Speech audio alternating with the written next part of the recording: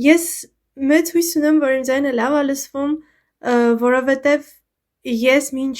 այս ձայնագրությունը ձայնագրում եմ միկրոֆոնով, որը պետք է որ շատ լավը լիներ, բայց այդ միկրոֆոնը փաստացի ձայնս այդքան էլ լավ չի ձայնագրում, ու ես հասկացա, որ փորձված միջոցներից լավ բան չկա, ու ձայնագրում եմ տատիկիս նվիրած բրդյա գուլպան հագցնելով հեռախոսիս վրա, ու կարծում եմ, որ այս մեթոդով ավելի լավ է աշխատում, դուք էլ կարող եք այսպես ձայնագրել, եթե պետք լինի։ Բարև, ես Անահիտ Աղոյանն եմ ու դուք լսում եք Աղջիկություն պոդքասթը։ Պոդքասթ, որը ծնվեց իմ բանգլադեշյան խոհանոցում, ինչ որ ձև հասավ Մյունխեն, ու հիմա ես նստած եմ իմ փոքրիկ սենյակում ու ձայնագրում եմ այս պոդքասթը բոլոր համով, հոտով, կրեատիվ, զիլ, թույն, գեղեցկագույն աղջիկների համար, որովհետև ես իսկապես կարծում եմ, որ մենք ունենք այսպիսի պոդքասթների կարիքը։ Աղջիկություն պոդքասթի շրջանակներում մենք խոսում ենք մեզ տանջող բոլոր աղջկական թեմաներից, Միսթր Դարսիից մինչև կվանտային ֆիզիկան, քննարկում ենք մեզ տանջող հարցերը ու նաև կիսվում ենք անձնական փորձով։ Մեր ալիքը դեռ շատ փոքր է ու յուրաքանչյուր աջակցություն չափազանց կարևոր է մեզ համար։ Շատ շնորհակալ կլինեմ, եթե բաժանորդագրվեք, լայքեք, կիսվեք ձեր ընկերների, մամաների, պապաների, քեռիների, մորքուրների,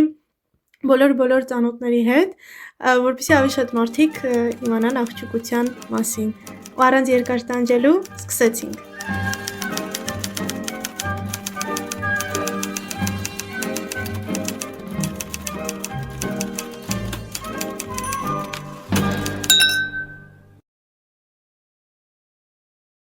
Մինչև պոդքասթի բուն թեմային անցնելը,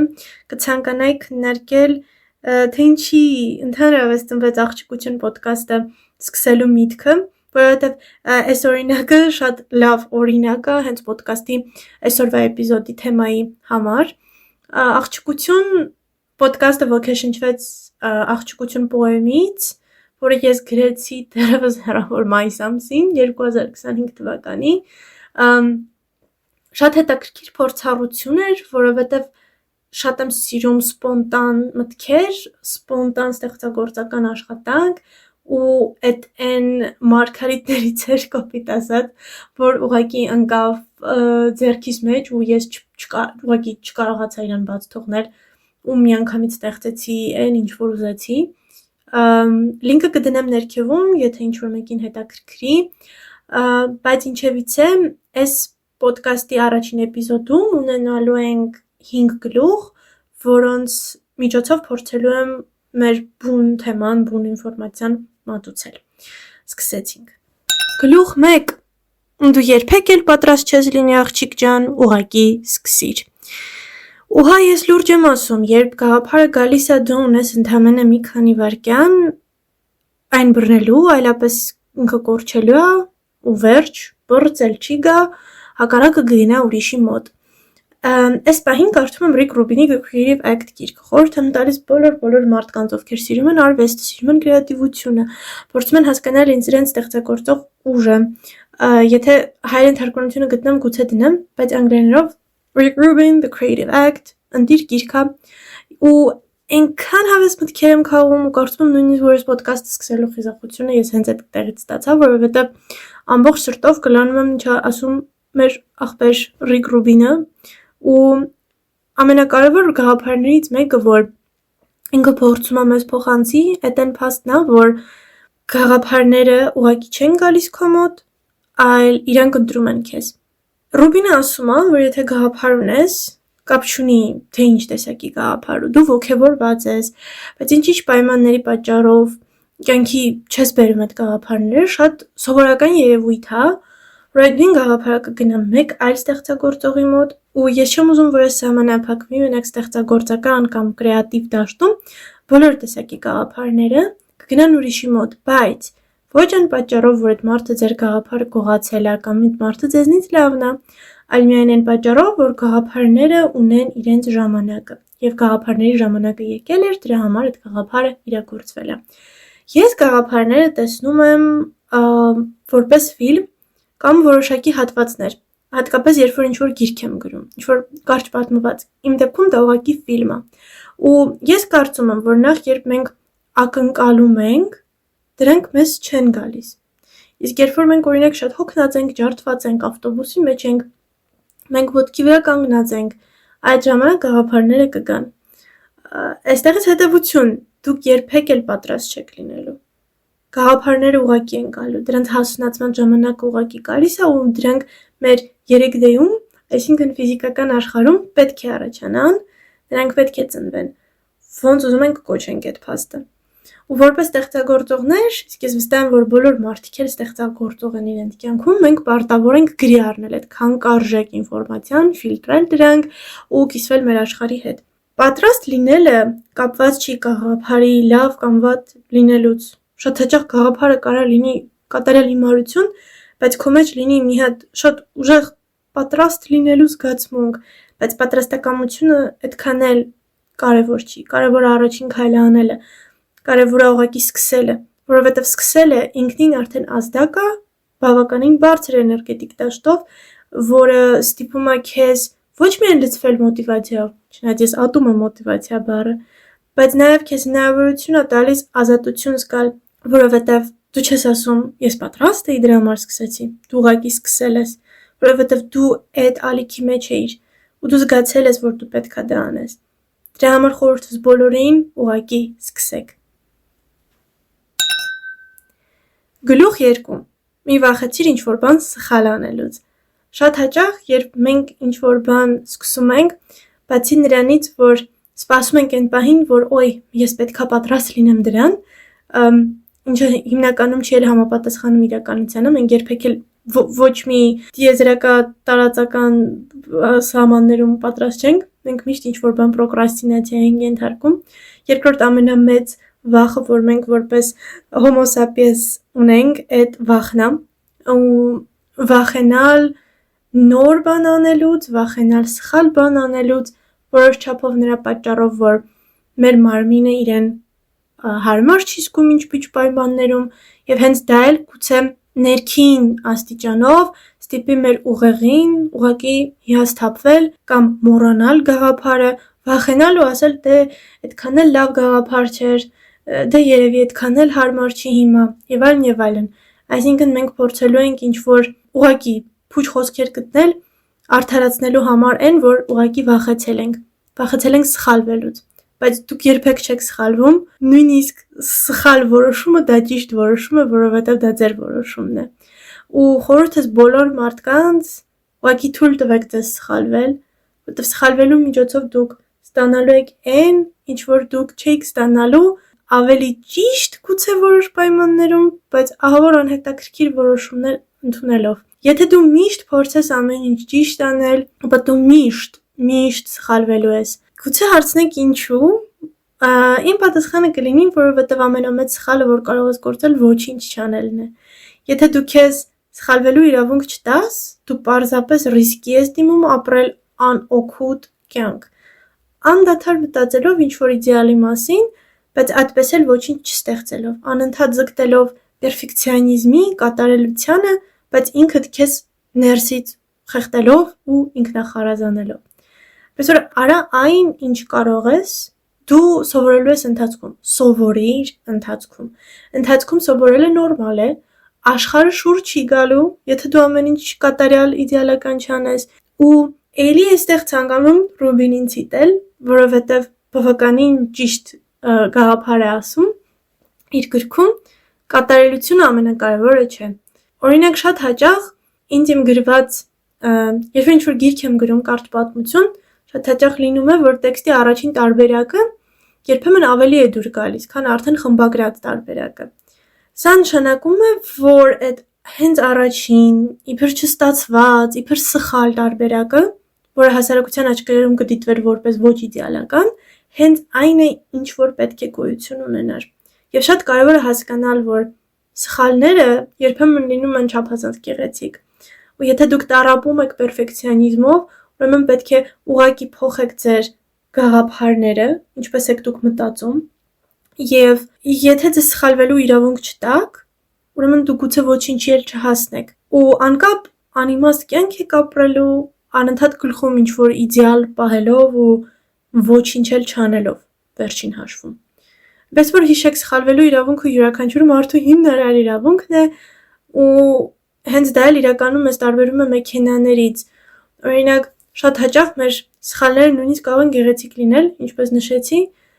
դուք մարդ եք, մեքենա չեք, ռոբոտ չեք, արհեստական բանականություն չեք ու սխալվելով դուք սովորում եք, դուք ընկալում եք ու եթե անկեղծ դուք ավելին եք դառնում ու ավելի լավն եք դառնում։ Գլուխ 3. Սահմանափակումները հզորացնում են ստեղծարարությունը։ Սահմանափակումները ոչ թե սպանում են ստեղծարար ոգին, այլ հակառակը, հզորացնում են այն։ Կրեատիվությունը ըստ իս ծաղկում է այնտեղ, որտեղ կան սահմանափակումներ կամ նույնիսկ դժվարություններ։ Իհարկե ամեն ինչ հարաբերական է, բայց հավատացեք, իմ կյանքում ամեն հաջողություն իրականություն է դարձել չափազանց բարդ իրավիճակներում, արագ ու առանց երկար մտածելու։ Բոլոր գաղափարները, որոնք ես ընդունում կամ բոլոր որոշումները։ Իհարկե ծանր ու թեթև անում եմ, բայց այդ ծանր ու թեթև անելը ավելի շատ կապված է ինտուիցիոն դաշտի հետ ու ոնց եմ ես զգում։ Այնպես որ եթե դուք ունեք գոնե ինչ-որ գաղափար, ինչ-որ կապեր կամ բյուջե, ապա դա արդեն շատ մեծ բան է։ Ուղղակի փորձեք կենտրոնանալ կրեատիվ լուծումների վրա, փորձեք ազատել ձեր մտքերը սահմանափակում տերմինից ու փոխարենը դրա մեջ գտնեք նոր լուծումներ։ Ու եթե ինչ-որ տեղ, ինչ-որ մի բան չի աշխատում, երկար չենք մտածում այդ դեպքում, փորձում ենք փոխարինել։ Օրինակ իմ պապիկը շատ լավ խոսք ուներ, միշտ ասում էր, որ եթե մի դուռ փակվում է, ապա մեկ այլ տեղ հաստատ կա մի նոր բաց դուռ, որտեղ դու կգտնես քո նոր լուծումը։ Ամեն ինչ լուծելի է։ Ամեն ինչ հաղթահարելի է, անհաղթահարելի իրավիճակներ ուղղակի չկան։ Կրկին, այդ մեր ներքին սահմանափակումներն են, որոնք սահմանափակումները տեսնում են որպես դժվարություն։ Շատ հաճախ, երբ ես ինչ-որ բան եմ գրում, ինքս փորձում եմ պատկերացնել ինչ-որ սահմանափակումներ ստեղծել որոշակի հերոսների համար։ Նույնիսկ մեկ անգամ, երբ ֆենտեզի հրաշավեպից վրա է աշխատում, որը հիմա 5-րդ մանուսկրիպտում է ու ես դեռ խմբագրում եմ այդ գիրքը, ու չէ, այս այդքան էլ կապ չունի պերֆեկցիոնիզմի հետ, ուղղակի վերջին պահին հասկացա, որ ուզում եմ շատ բան փոխել ու ինձ ուղղակի դուր եկավ այդ փաստը, որ ինչ-որ բաներ պետք է փոխվեն ու ես որոշացի փոխել, բայց նիսուջ, սահմանափակումների վերաբերյալ ամենաճիշտ ձևը, որ դու կարաս գրես օրինակ հրաշավեպ, եթե ուզում ես ստեղծել ինչ-որ կախարդական աշխարհ, չգիտեմ, մոգերով, վերցրեք Հարի Պոթերի օրինակը, բոլոր կախարդական աշխարհները ունեն իրենց սահմանափակումները։ Ամենահեշտ ձևը ստեղծել որոշակի կախարդական համակարգ այդ սահմանափակումներ ստեղծելն է, որովհետև դրանք են ծնում կրեատիվությունը, դրանք են ծնվում նոր մտքերը։ Կյանքում էլ է այդպես։ Եթե դուք կարողանաք հանել այդ սահմանափակումները ձեր ուղեղից ու տեսնել նրանց ավելի ճիշտ լույսի տակ, ապա նույն պահին ձեր սեփական ուղեղը նոր ուղիներ կգտնի։ Ու ես այդ խոստանում եմ, deadline, ժամկետ, դրանք էլ են համապատասխանում նույն սահմանափակումների ժանրին։ Երբեմն deadline-ները ու ժամկետները նույնիսկ ստիպում են մարդուն ավելի լավ աշխատել, չգիտեմ, աշխատունակությունն են բարձրացնում։ Այս բոլոր օրինակները ուղղակի ցույց են տալիս, թե ինչ կարևոր են նաև սահմանափակումները կյանքում։ Հետաքրքիր է սակայն, որ հենց սահմանափակումները չգիտակցելը կօգնի մեզ առաջ շարժվել։ Երեխաների օրինակն եմ միշտ բերում։ Երեխաները չգիտեն ինչ է սահմանափակումը եւ երեխաները ինչ որ բան սկսելուց չեն զգում վախ, չեն զգում սահմանափակում, նրանք ուղղակի ստեղծագործում են, նրանք պահի մեջ են, նրանք զգում են միայն նպատակը, նրանք գնում են նպատակի ետևից եւ նրանց համար կյանքը վերածվում է որոշակի խաղի։ Ես ինքս հասկանում եմ, որ կյանքը որպես հետաքրքիր խաղ տեսնելը նաեւ շատ հետաքրքիր ինչ որ սպեկտր է, որ դուք էլ կարող եք օգտագործել որպես սահմանափակումները խաղի տեսանկյունից տեսնելով։ Այս վերջերս նաեւ չեմ հիշում, որ ֆիլմի ռեժիսորն էր, որ նմանատիպ ինչ-որ կոնցեպտ էր բերել, համապատասխանեցնում էր կյանքը, այսինքն մեր 3D-ն, այն օնլայն խաղերի հետ, որոնք, չգիտեմ, մենք կարանք ինտերնետում խաղանք, ու այն փաստը, որ դուք տեսեք այդ կյանքը որպես հենց խաղ, ու սահմանափակումներն էլ, չգիտեմ, ինչ-որ ձև կուժեղացնեն ձեզ, այսքանը։ Գլուխ 4. Արա ու բաց թող։ Բարություն արա գցիր ջուրը, մեր հայկական ամենալավ ասացվածքներից մեկն է։ Մենք մեծացել ենք այս ասացվածքի հետ, բայց ըստիս մի քիչ սխալ ենք հասկացել, քանի որ միայն մեկ ուղղությամբ ենք ընկալում։ Լավություն կամ բարիք կամ ներդրում, չէ որ քո գրած գիրքը կամ նկարած տեսանյութը կամ պատկերը, լուսանկարը, որը դու ստեղծել ես, որտեղ ինչ-որ բան ես բացատրում, դրանք բոլորը ներդրումներ են մարդկության մեջ։ Որպեսզի լավ պատկերացնեք ամբողջ աշխարհում հավաքված գիտելիքները գաղափարներ են, ստեղծագործություններ, գլուխգործոցներ, գրքեր, ինչ ուզում եք, դրանք բոլորը ներդրում են, բոլորը ռեսուրս են։ Քո գաղափարները, որոնք ծնվում են, ուղղակի ռեսուրս են, որոնք դու պետք է բաց թողնես աշխարհին։ Նրանք կան, նրանք այնտեղ են, նրանք գոյություն են անելու, ուղղակի մենք չենք ակնկալում ոչինչ, դրանք ուղղակի կան։ Գլուխ 4 արա ու բաց թող։ Բարություն արա, գցիր ջուրը, ասացվածքը, որի հետ մենք մեծացել ենք, բայց ըստիս մի փոքր սխալ ենք հասկացել, քանի որ միայն մեկ ուղղությամբ ենք ընկալել այս ասացվածքը։ Լավություն կամ բարիք կամ ներդրում, մեր գրած գրքերը, մեր նկարած տեսանյութերը, մեր լուսանկարները, տեսանյութերը, որոնց մեկին մի ինչ-որ բան ենք բացատրում, դրանք բոլորը ներդրումներ են մարդկության մեջ, մեր աշխարհի մեջ։ Բոլոր գաղափարները, որ ծնվում են մեր ուղեղում, ուղղակի ներդրումներ են։ Որպեսզի մի քիչ լավ պատկերացնենք ամբողջ աշխարհում հավաքված գիտելիքները, թանկարժեք գաղափարներ են, ստեղծագործությունները ու գլուխգործոցները, նրանք ուղղակի կան, նրանք այնտեղ են ու չեն ակնկալում ոչինչ, նրանք ուղղակի կան ու մի օր ուղղակի բացահայտվելու են ու հենց այդ փաստը բացահայտվելու են։ Ոչ բոլոր գաղափարները պետք է բացահայտվեն X ժամին կամ X օրը։ Կարծում եմ ինչ-ինչ բերումով նաև բախտի, ճակատագրի, եթե ուզում եք ասել, ձեր ստեղծագործությունը գուցե միանգամից չդառնա հայտնի, չդառնա բլոկբաստեր։ Այն ուղղակի կլինի, գոյություն կունենա, դուք կլինեք դրա ստեղծողը, մարդը, ով այդ ստեղծագործությունը կյանքի բերեց, ոգեշնչվեց ու տվեց աշխարհին ու մոռացավ դրա մասին։ Չափազանց կարևոր կետ է մեր 4-րդ գլուխը, որովհետև բաց թողնելը ու մոռանալը, ակնկալիքներ չունենալը շատ բարդ գործ է, բայց դա նաև ամբողջ աշխատանքի կեսգործն է, որովհետև չունենալ ակնկալիքներ նշանակում է նաև չունենալ հիասթափություններ։ Ես չեմ պրոպագանդում չերազելը, որովհետև երազելը, նպատակներ դնելը շատ ճիշտ եւ շատ կոնստրուկտիվ կառուցողական գաղափարներ են, որոնք յուրաքանչյուր մարդ պետք է ունենա։ Ես ուղղակի ատում եմ ֆիքսացիան որոշակի գաղափարի վրա, չգիտեմ, երբ որ ինչ-որ բան եք գրում կամ ֆիլմ եք նկարել, միանգամից ակնկալել, որ այն հայտնի կդառնա, որոշ մարդկանց մոտ ստացվում է, բայց մեծամասնության դեպքում երևի ինքներդ էլ եք նկատել, որ երբ որ ինչ-որ բան շատ եք ուզում, հաճախ դա չի ստացվում։ Ու այդ դժվար պահ է իհարկե ընկալել ու ընդունել այդ փաստը, բայց շատ կարևոր է ուղղակի բաց թողնել, չկախվել, չկառչել, հասկանալ, որ գաղափարները գալու են ու գնալու են, մենք ուղղակի պետք է բաց թողնենք դրան, ակնկալիքներ չունենանք։ Բայց շատ կարևոր է, որ երբ բաց ենք թողնում այդ գաղափարը, մենք նաև չենք կանգ առնում, այլ շարունակում ենք աճել, շարունակում ենք կառուցել ինչ-որ բան։ Գլուխ 5. Հավատա ու վստահիր կյանքին։ Չգիտեմ, հավատացյալ եք դուք, թե ոչ, գուցե հավատում եք Աստծուն, գուցե հավատում եք ուղղակի տիեզերքին, գուցե ընդհանրապես չեք հավատում, ճակատագրին եք հավատում, գուցե ինչին էլ հավատակ, ամենակարևոր խորհուրդը, որ ես կտամ այս ամբողջ էպիզոդի ընթացքում, այդ ուղղակի վստահելն է ինքդ քեզ,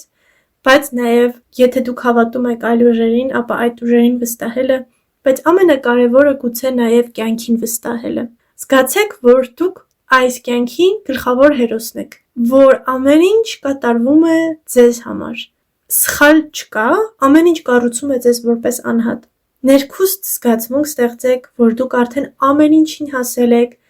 դուք հաղթել եք, դուք մենակ այն փաստից ելնելով, որ օրինակ այդ գաղափարը եկել է ու կպել է ձեզ, դուք արդեն հաջողակ մարդ եք։ Բայց վստահել չի նշանակում նստել թախտին ու սպասել բախտին, ոչ մի դեպքում, պետք է լինել պրոակտիվ։ բարի, եղեք շփվող, փորձեք նորը, փորձեք տարբերվողը, փորձեք հետաքրքիրը, ինքներդ նորը ստեղծեք, ոգեշնչեք մարդկանց, օգնեք մարդկանց, ուղղակի ձեր հոգու խորքում միշտ հիշեք, որ դուք խզարել եք, ուղղակի գիտակցեք դա միայն սկսելով, միայն նստած չսպասելով, այլ հենց քայլեր ձեռնարկելով դուք խզարել եք այս կյանքը, դուք արդեն հաջողակ եք,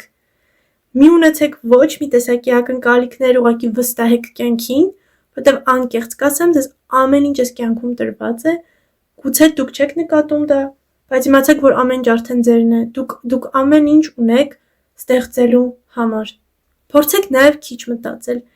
կյանքի բոլոր հարցերում օգնում է քիչ մտածելը,